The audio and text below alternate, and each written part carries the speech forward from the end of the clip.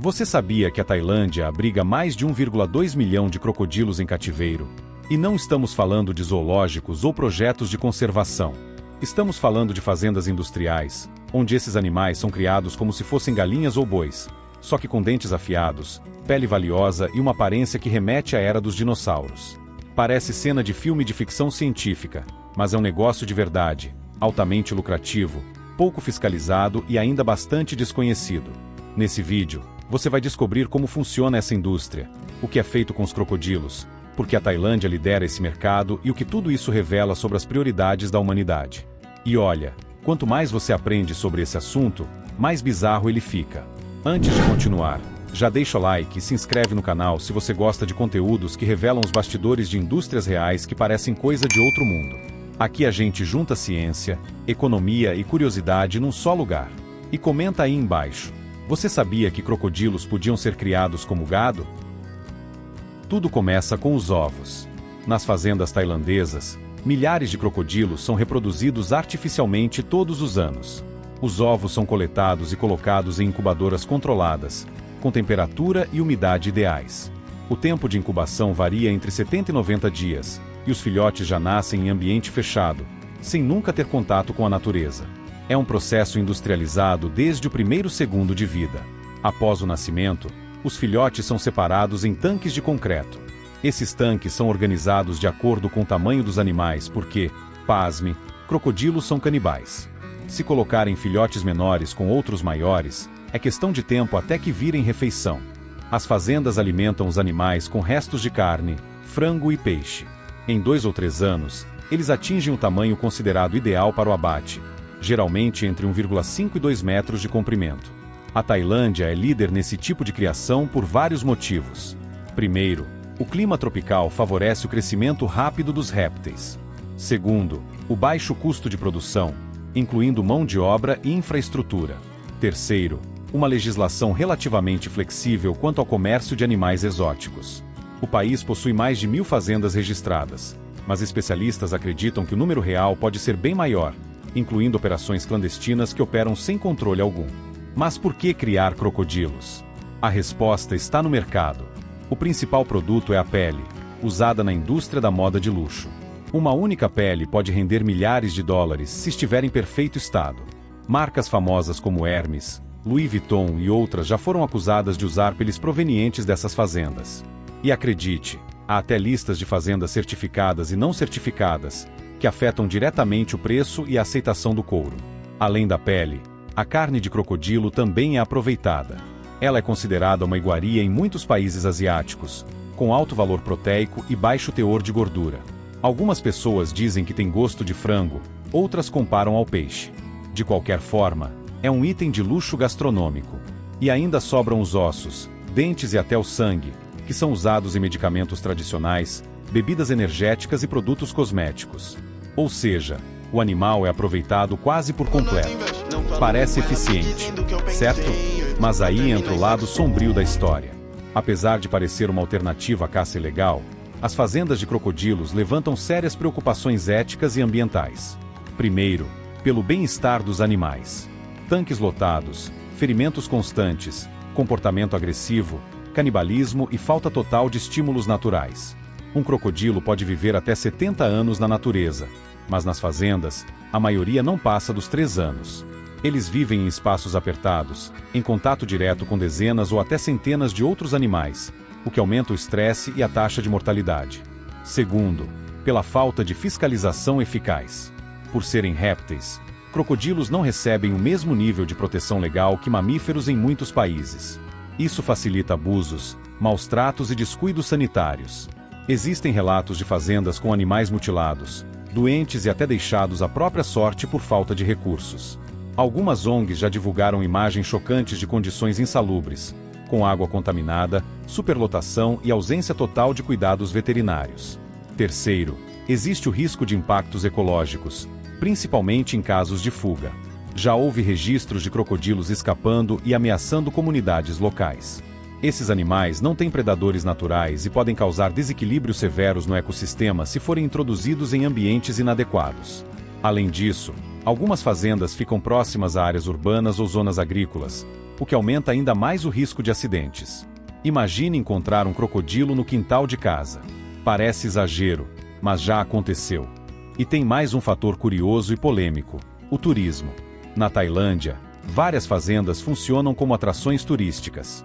Visitantes podem tirar fotos com filhotes, alimentar crocodilos com pedaços de frango e assistir a shows onde treinadores colocam a cabeça dentro da boca dos animais. Sim, isso acontece de verdade.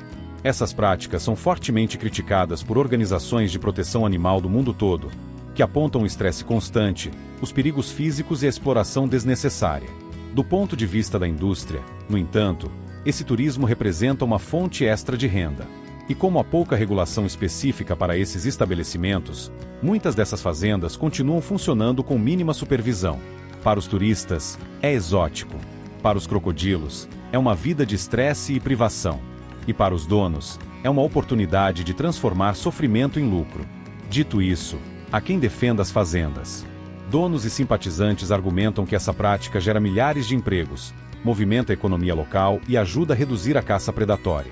Também afirmam que o modelo de criação permite manter populações geneticamente controladas e monitoradas. Inclusive, algumas espécies, como o crocodilo do Siam, estavam quase extintas na natureza, e hoje existem graças à reprodução em cativeiro. A indústria afirma que, com regulamentação adequada, esse modelo pode ser sustentável, controlado e até benéfico para a conservação da biodiversidade. Mas fica o dilema: será que preservar uma espécie em tanques de concreto é o mesmo que protegê-la na natureza? Será que criar animais apenas para serem abatidos por sua pele é algo que pode ser considerado sustentável ou apenas conveniente? A boa notícia é que o mundo está mudando.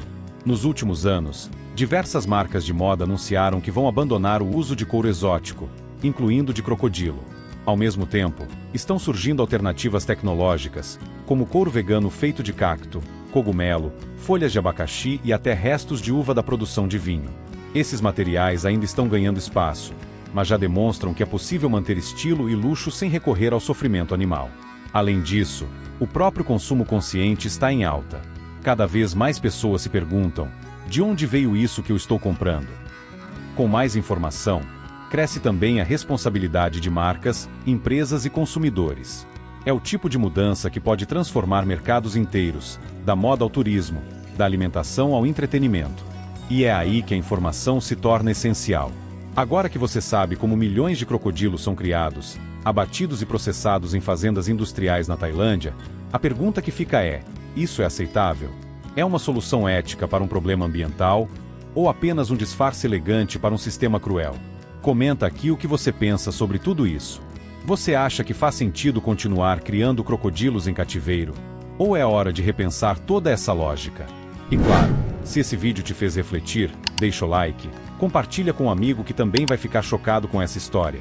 E se inscreve no canal para continuar descobrindo o que está escondido por trás das indústrias mais surpreendentes do mundo. A gente se vê no próximo vídeo. Até lá!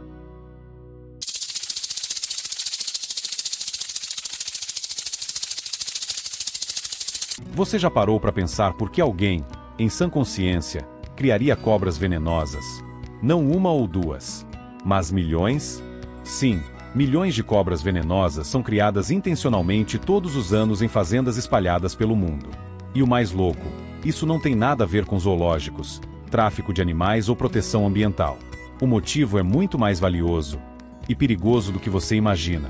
Hoje você vai descobrir o que há por trás dessa indústria silenciosa, como ela movimenta bilhões de dólares por ano e por que o veneno de cobra pode ser uma das substâncias mais valiosas do planeta.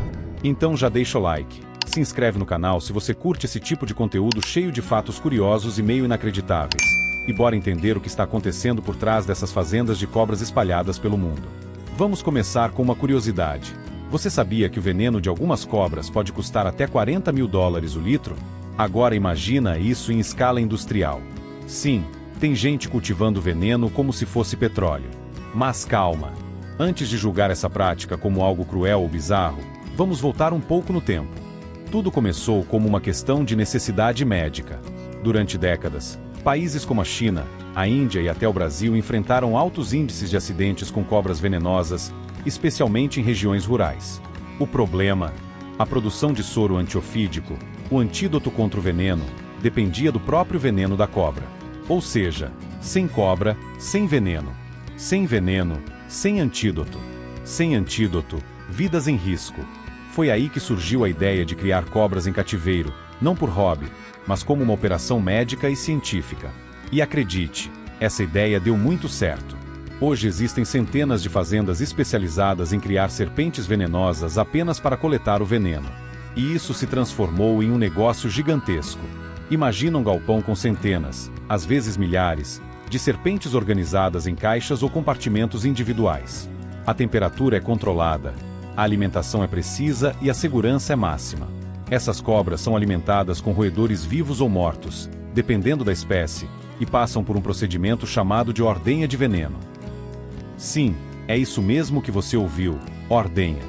Os profissionais pegam a cobra com todo cuidado, pressionam as glândulas de veneno localizadas na cabeça e fazem com que ela libere o líquido em um recipiente de vidro.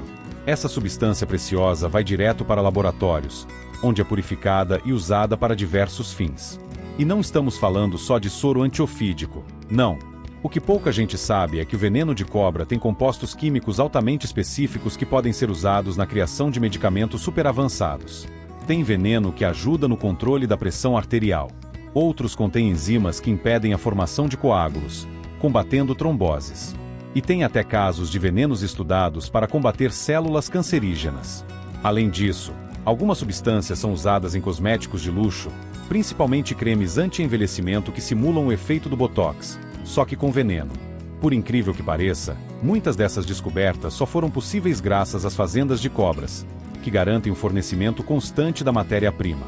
É como se essas cobras fossem, literalmente, fábricas vivas de medicamentos. Você deve estar se perguntando, mas por que agricultores estariam envolvidos com isso? Simples, renda extra. E muita. Em várias regiões rurais da China, Índia e até da África, agricultores passaram a criar cobras venenosas como uma nova fonte de receita.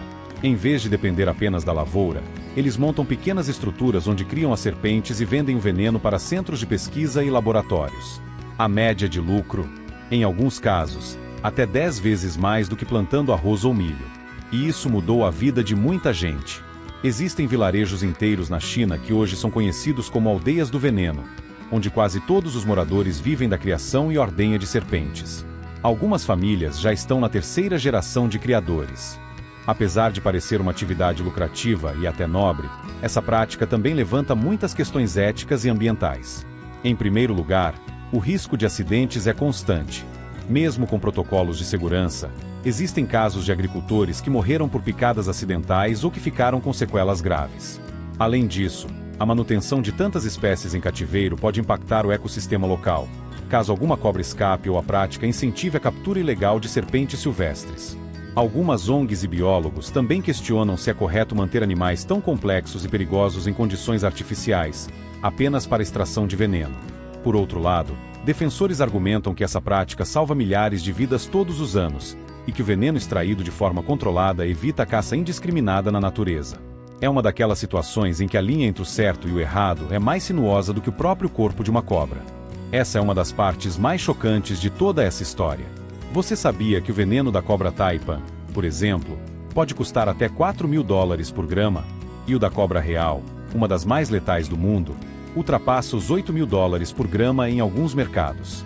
Isso faz com que o veneno de cobra seja uma das substâncias mais caras do planeta, superando até ouro, platina e petróleo, quando comparado grama por grama. Mas por que tão caro? Porque extrair veneno é difícil, perigoso, e cada cobra produz uma quantidade muito pequena por vez. Além disso, cada tipo de veneno é único, o que significa que o composto não pode ser substituído por outro qualquer. É como se cada cobra fosse uma impressora biológica de um produto exclusivo, raro e extremamente valioso. Com o avanço da biotecnologia, alguns pesquisadores estão tentando sintetizar o veneno em laboratório, ou seja, criar versões artificiais das toxinas mais úteis sem precisar da cobra em si. Se isso der certo em larga escala, as fazendas de cobras podem, um dia, se tornar obsoletas. Mas ainda estamos longe disso. Atualmente, os laboratórios ainda dependem do veneno natural para estudos e produção de antídotos. Então, por enquanto, as cobras continuam sendo parte essencial dessa cadeia científica e econômica. No fim das contas, aquilo que muitos consideram um dos animais mais assustadores do planeta, pode ser também um dos mais importantes para nossa sobrevivência. O veneno que mata também pode curar. E as mãos que colhem alimentos do solo, agora também colhem toxinas valiosas que salvam vidas. Quem diria que no meio do campo, entre plantações e tratores, milhões de serpentes venenosas estão sendo criadas como se fossem gado ou soja? É a ciência e a economia se misturando de formas que a gente nem imagina. E se você chegou até aqui, já sabe, deixa o like se aprendeu algo novo hoje, compartilhe esse vídeo com alguém que tem medo de cobra, só para assustar mesmo. E claro, se inscreve no canal para mais vídeos cheios de curiosidades, ciência e histórias incríveis como essa. Até a próxima!